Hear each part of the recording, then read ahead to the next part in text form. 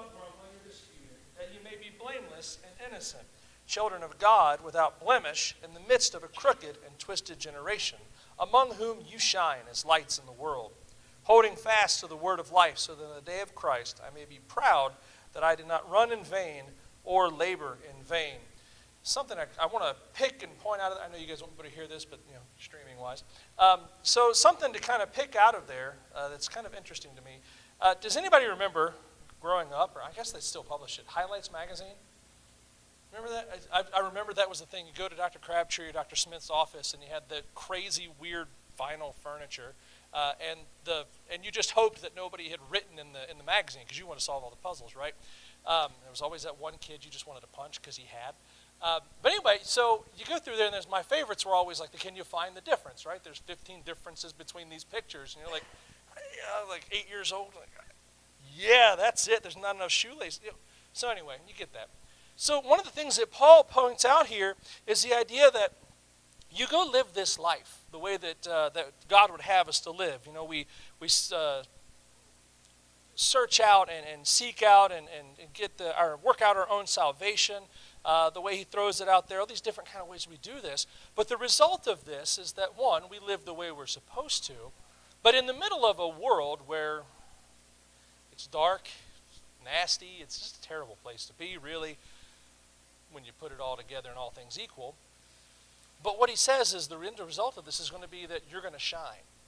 You're going to stand out. You're going to look different. It's going to be easy to find you. When you look at the world, and then you look at the church, it's going to be real easy to find the differences, right? Everything's going to be right out there and obvious.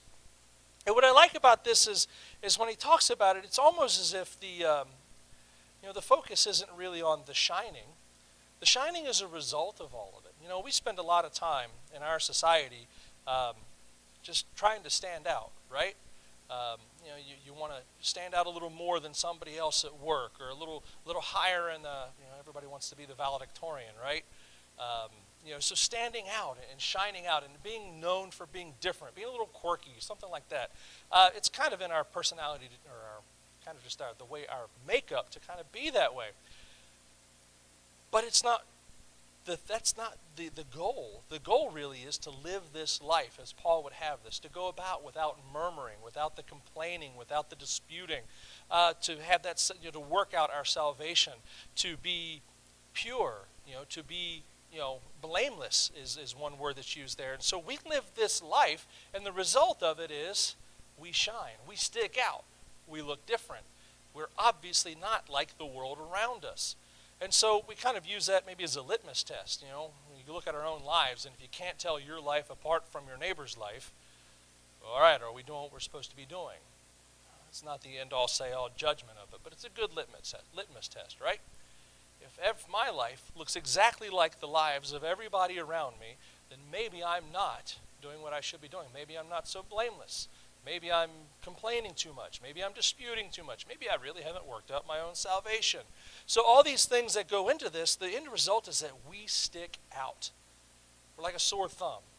We're like the highlights. When we look at the picture, we can see a very big difference in how our life looks and the lives of the people around us. And I love how Paul brings this up. It's almost just, it's not the go out there and shine message that he tells the Philippians. What he tells them is you live your life the way you should. You do the things Christ would have you to do, and it's not a matter of now go out and shine. It's a matter of you can't help but shine when you live a life the way he would have us live. And so what I urge us to do this evening is just take a quick look. Go through Philippians chapter 2, verses 12 through 16 is where we just read, and we kind of see those instructions. A nice abstract ahead of the technical paper, right? Nice abstract telling us, hey, here's the kinds of things we're looking for. It's a good summary of what's going on here.